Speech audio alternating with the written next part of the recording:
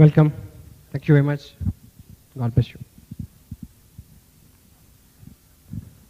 नमस्कार, आदाब।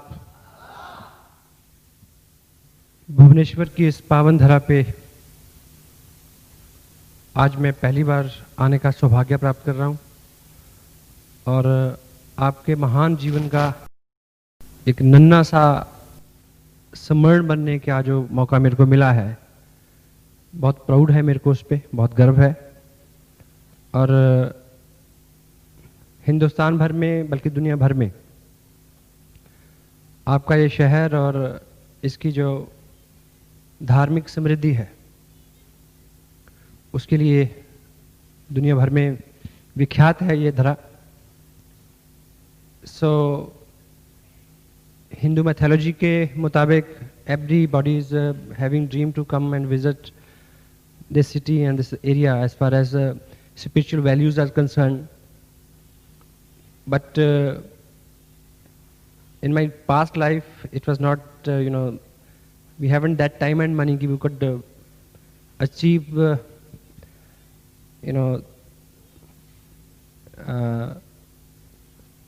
this type of opportunity to visit this place. But luckily, this RCM business, it makes dreams come true. कि business के माध्यम से मेरे को यहाँ आने का मौका मिला. And I can extend my serious gratitude towards the people जिनकी वजह से ये बिजनेस मेरी ज़िंदगी में आया. मिस्टर सुरेंद्र वर्स, मुकेश कुठारी, कैलाश जी, भगचंद जी छावरा, तिलोक जी और बहुत बहुत अच्छे दोस्त जिनके साथ एक परिवार की तरह से हम इस बिज़नेस को आगे बढ़ा रहे हैं. Mister Sanjeev Goenka, JP Mishra and Anoop Shekhawat and lot other people. So, by background, I am architect in botanical landscapes. Being journalist, I am working with the Lotman newspaper from North India. And my wife, she is working as an officer with the administration, state government. जिस परिवार से मेरा ताल्लुक है उसमें most of the family people have chosen as career being settled in abroad. Family में सभी लोग जो हैं, हमारे यहाँ ट्रेंड है कि यूरोप में या अमेरिका में जाके सेटल होना वो बेटर मानते हैं, इसलिए फैमिली में सभी लोगों ने वही चुना. लेकिन मेरा बचपन से कोई इरादा नहीं था इस तरह का, क्योंकि मेरे बहुत सारे विश्वास हैं. उनमें से एक ये है कि सारे जहाँ से अच्छा हिंदुस्तान हमारा. So, पिछले लगभग 12-13 साल से me and my wife, we are pulling our careers and whatever a middle class people admire and do, in the same boat we are selling like you people. But luckily, this business came in our life and it changed our life. जो लोग America में settle हैं, मेरे बहुत सारे दोस्त हैं, 3 brother हैं और बहुत सारे रिलेटिव हैं. और पिछले बहुत सालों से मेरे पास, पूरी फैमिली के पास ये अपॉर्चुनिटी है ओपन कि any time I can migrate to overseas to settle over there. But it was not my desire of inner core. जैसे मैंने बोला कि I am willing to stay in India only. So यहाँ काम करते हुए एक चीज़ का ज़रूर कमी महसूस होता रहा आज तक कि यहाँ रह के हम कितना भी अच्छा काम करें, हम उतने पैसे नहीं बना सकते जितने वो लोग बनाते हैं जो बाहर सेटल हैं, अमेरिका में या यूरोप में. तो अपने काम को करते हुए हमेशा इस चीज़ की तलाश रही कि ऐसा हम क्या करें कि हम यहाँ रह के अच्छा पैसा बना सकें. मेरा जो ट्रेडिशनल बिजनेस है उसमें हमने बहुत मेहनत की. एक प्रोजेक्ट जिस प्लॉट पे हम रन कर रहे थे, करीब 2 करोड़ रुपए की उसकी वैल्यू है. 20-25 लोग एम्प्लॉय, लाखों रुपए का इंफ्रास्ट्रक्चर, हमारा पूरा calibre, academics, circle, ration, goodwill, everything we have invested. पर कभी भी उस तरह का आउटपुट हमें नहीं मिला. तो हाँ, ये ज़रूर है कि अगर आप कोई ड्रीम आपके दिमाग में हो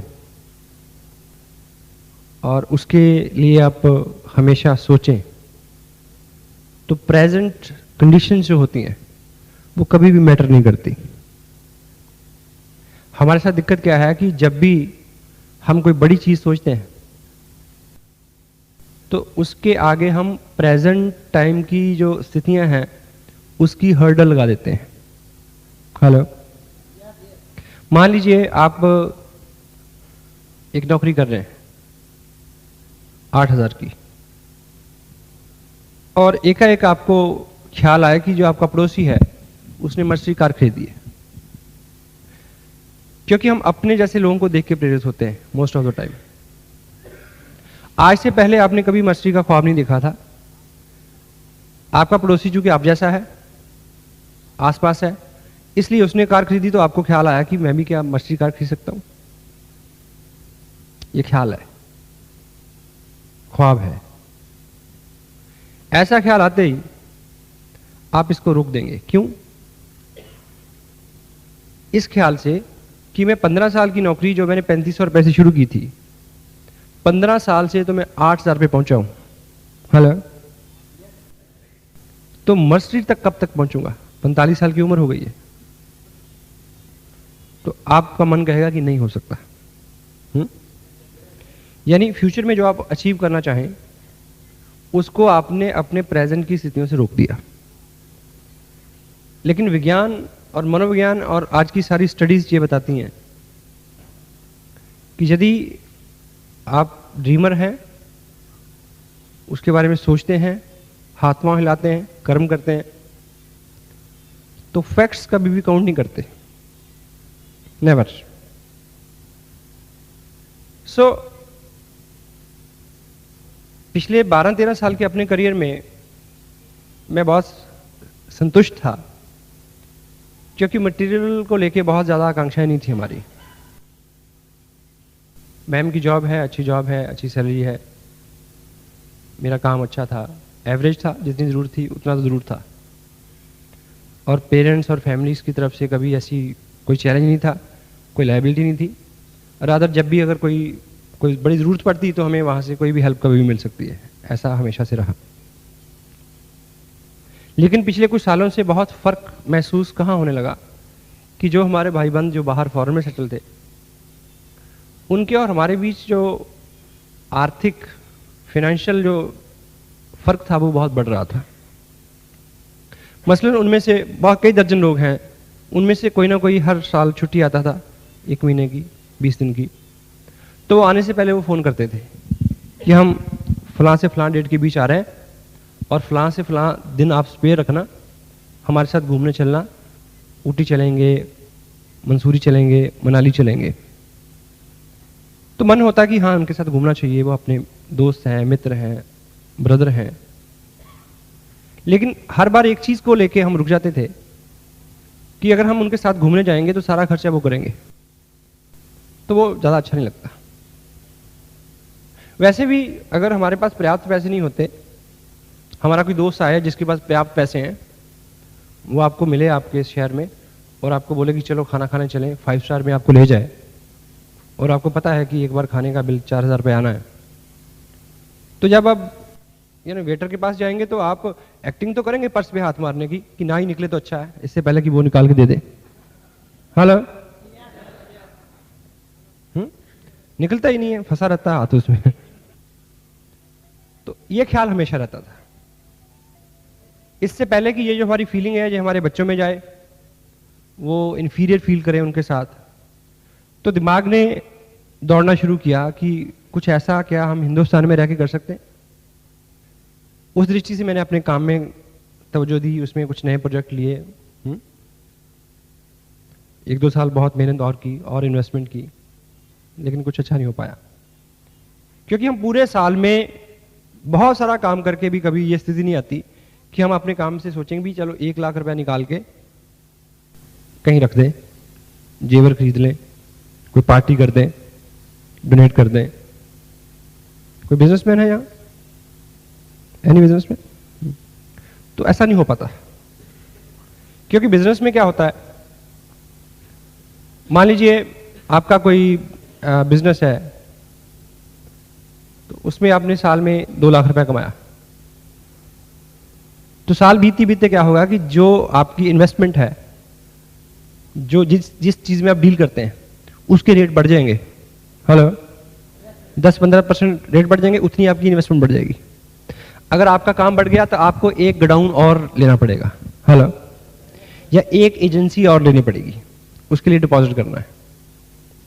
मान लीजिए आप किसी प्रोफेशन में हैं, मान लीजिए आप एक स्कूल रन कर रहे हैं, बहुत अच्छा स्कूल है, आपने इस साल में 5 लाख रुपए बनाया, तो नेक्स्ट ईयर क्या होगा, आपको 2 कमरे और बढ़ाने पड़ेंगे उसमें बिल्डिंग में, और एक बस खरीदनी पड़ेगी। और गॉट इट?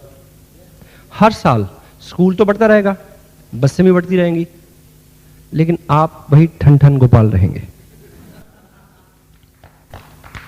ठीक है? सो कोई ऐसा बिजनेस, कोई ऐसा काम जिसमें पैसा हमारे पास मंथली आए और फिर जाए ना, ऐसी परिकल्पना दिमाग में आई। अभी आज आपने बहुत सारे लोगों को सुना, यहां से संजीव जी को सुना, यू नो कि which kind of money he is minting out of this business. तो आपको ये ख्याल आ सकता है कि भी क्या मेरा भी ऐसा हो सकता है, लेकिन वो ख्याल आते ही आपका जो प्रेजेंट है वो उसको रोक देता है। Got it? तो जब अपने दिमाग में ये ख्याल आया कि भी ऐसा हो सकता है, तो ईश्वर कृपा से सिर्फ इतना ही नेक काम हुआ कि प्रेजेंट स्थितियों से उसको रोका नहीं गया। हो सकता है। अब मान लीजिए आपने 15 साल पहले एक जॉब शुरू की 3500 रुपए पर मंथ से, और 15 साल बाद आप 8000 की इनकम पे आए, और आपके दिमाग में ख्याल आया कि भी 2 लाख रुपए महीना बन सकता है क्या अगले 2 साल में, तो आप उससे एवरेज निकालेंगे 15 साल से। हेलो, वहीं रुक जाएंगे, नहीं होगा। लेकिन फर्क कहां पड़ता है? मान लीजिए मुझे कन्याकुमारी जाना है और मैं दिल्ली से चला हूं, और दिल्ली से चला हूं मैं साइकिल से, और भुवनेश्वर तक आने तक मेरे को लगे 40 दिन। हेलो, और मेरे को टोटल कन्याकुमारी तक जाने के लिए मिले थे 41 दिन। 40 दिन में मैं यहां पहुंचा, तो क्या 41 दिन में मैं कन्याकुमारी पहुंच सकता हूं? नो। लेकिन हां, अगर मैं साइकिल छोड़ के प्लेन पकड़ लूं, फ्लाइट पकड़ूं, तो मैं पहुंच सकता हूं।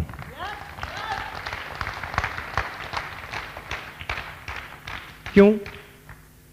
क्योंकि जब हम आरसीएम बिजनेस जैसी किसी परिकल्पना की तरफ जाते हैं, तो हम अपना व्हीकल बदलते हैं।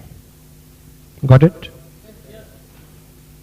ये बिजनेस जो है, इसका डिजाइन जो है, वो किसी और तरह से हुआ है। कार का डिजाइन एक अलग तरह से होता है। कार को अगर हम, एक ऑर्डनरी कार हो तो वो 110 पे भागेगी। हेलो, एक और अच्छी कार हो तो वो 160-70 पे भाग सकती है। और बहुत सुपर गाड़ी हो तो वो 220 तक जाएगी। अगर एक बहुत अल्टीमेट गाड़ी बनाई जाए और उसके लिए अल्टीमेट स्पेशल रोड बनाई जाए, तो वो 250 तक, 300 तक भाग लेगी। जब 300 पे सुई आ जाएगी तब भी वो भागेगी तो? हेलो, उड़ेगी तो नहीं? नहीं। क्यों? क्योंकि उसका डिजाइन ऐसा है। लेकिन एक और वाहन है जिसका डिजाइन थोड़ा अलग होता है, ऐसे करके 2 हाथ उसके निकले होते हैं, उसके नीचे भी टायर होते हैं, उसमें भी पेट्रोल डलता है, उसको भी सड़क पे भगाया जाता है। लेकिन उसका डिजाइन कुछ ऐसा है कि जैसे ही वो 70, 75, 80 की स्पीड पे आता है, उड़ जाता है। क्यों? उसमें पेट्रोल का दोष नहीं है, टायरों का दोष नहीं है, जो लोग उसमें बैठे हैं उनकी भी कला नहीं है, उसका डिजाइन ऐसा है। तो आपकी क्षमताएं जो है, ऑफ कोर्स उसका डिजाइन सिर्फ भागने तक का है, आप भाग सकते हैं। 2 टांगे, कैलिबर है, सबकी सीमा है। उसी कैलिबर को आप पूरा इस्तेमाल करने के बाद 15 साल के करियर में आप 8, 10, 15 हज़ार तक आए। क्योंकि आप जिस चीज के, जिस व्हीकल में आप भाग रहे हैं, वो सिर्फ आपको भगा सकता है। जो लोग बिजनेसमैन हैं उनसे अगर मैं प्रश्न अगर पूछूं, मान लीजिए वो एक महीने में 2 लाख रुपए की सेल करते हैं और वो सुबह 9 बजे अपने शॉप पे आते हैं, शाम 9 बजे तक रहते हैं और रोज सुबह भगवान के आगे धूप बत्ती करते हैं। किस लिए? कि उनका बिजनेस और बढ़े। यही करते हैं या कुछ और करते हैं? हाला दिन दुगनी रात चौगुनी तरक्की हो। आप उनको ये बताएं कि 2 लाख की सेल के लिए वो 12 घंटे काम करते हैं, चौगुनी भगवान ना भी करे, दुगनी भी कर देगा तो 24 घंटे काम करना पड़ेगा। ये तो शुक्र है कि भगवान सारी बातें मानता नहीं है। Got it? अभी तो संडे वाले पापा हैं, फिर हैप्पी न्यू ईयर वाले पापा हो जाएंगे, क्योंकि डिजाइन गलत है। उसमें अगर आप प्रोग्रेस करेंगे भी तो आपकी लाइफ जो है वो पैरालाइज हो जाएगी।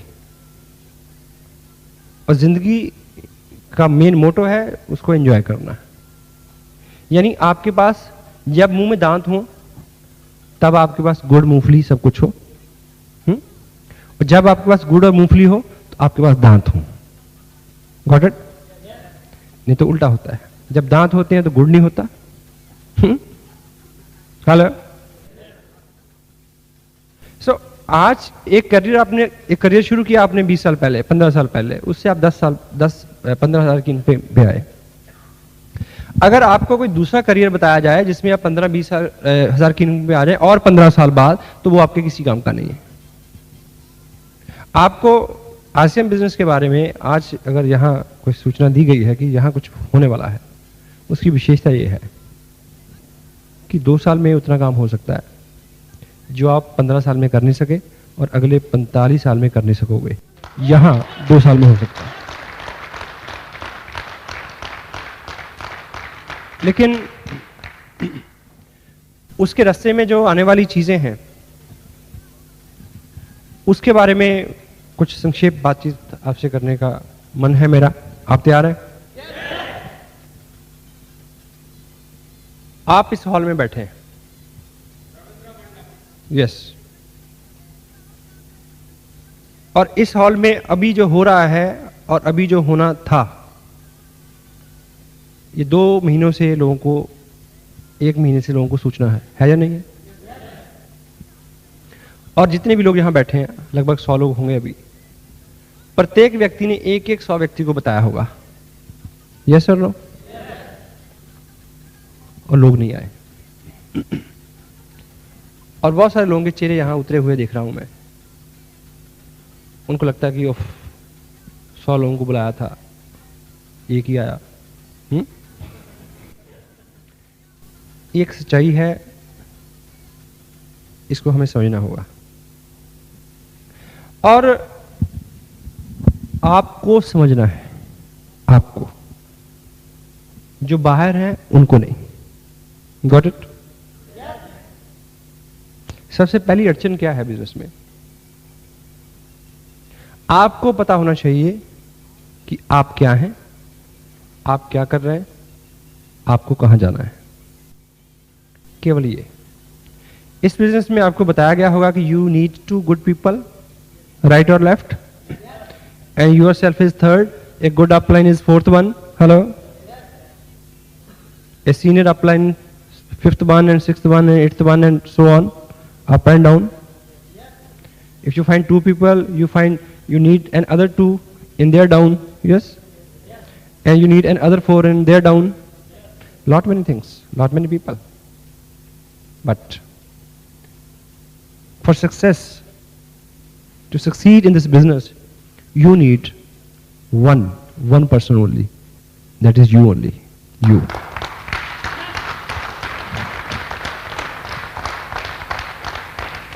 अब आप यहां आके बैठे हैं, आपने समय निकाला, आपको जानना है कि सच क्या है। Don't worry. एक आदमी, उसको कभी अचानक कोई प्रॉब्लम होगी, उसको वहम हो गया कि वो चूहा है। चूहा क्या? चूहा, रैट, माउस। हो जाता ना कभी किसी आदमी को। जैसे आरसीएम में आने से पहले हर आदमी को वहम होता है कि वो बहुत 30 मार खाए हैं, कि उससे ज्यादा अकल किसी को नहीं है। तो उसको वहम हो गया कि वो चूहा है। तो जब उसको जो प्रॉब्लम हो गई, तो उसमें क्या था कि वो जब भी कभी बिल्ली को देखता था, वो दुबक के छुप जाता था। आप समझ रहे मैं क्या बोल रहा हूं? हेलो। उसको ये वहम हो गया कि वो चूहा है। जब भी किसी बिल्ली को वो देखता, देख के वो छुप जाता कि मेरे को खा जाएगी।